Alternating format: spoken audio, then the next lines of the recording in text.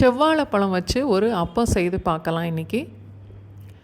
ஒரு வாழைப்பழத்துக்கும் இந்த அப்பத்தோட டேஸ்ட் வித்தியாசப்படும். இந்த செவ்வாழையில் செய்தால் அது ஒரு டேஸ்ட்டில் இருக்கும். நல்ல பழுத்த செவ்வாழைப்பழம் 2 கட் பண்ணி ஒரு கிண்ணத்தில் போட்டு நல்லா மசிச்சு எடுத்துக்கணும்.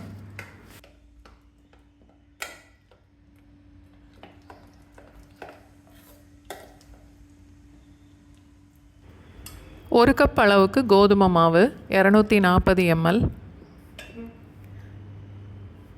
அதே கப்பில் ஒரு 1/4 கப்பு மைதா,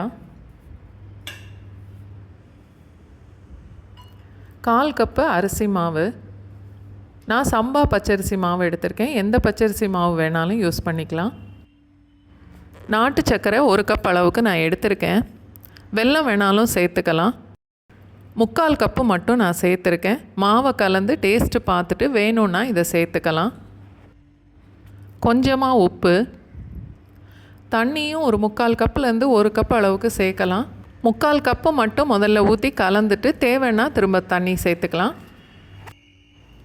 மிக்சர் ஜாரில் எல்லாத்தையும் போட்டு பல்ஸ் மோடில் 3-4 தடவை போட்டு எடுத்துட்டோன்னா கட்டி விழாது. மாவோடு சேர்த்து வாழைப்பழமும் மிக்சியில் அரைக்கக்கூடாது. இந்த மாதிரி கையில் மசிச்சு விட்டால் நம்ம அப்பம் சாப்பிடும்போது அந்த வாழைப்பழத்தோட டேஸ்ட்டே தனியாக தெரியும். 1.5-2 டேபிள் ஸ்பூன் வரைக்கும் ரவை, 1/2 டீஸ்பூன் ஏலக்காய் தூள்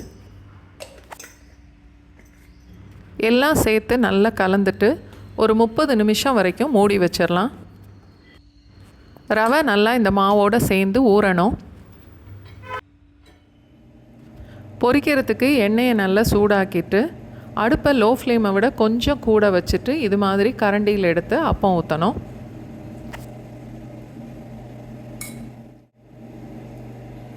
ரெண்டு பக்கமும் திருப்பி விட்டு நல்லா வேக விடணும்.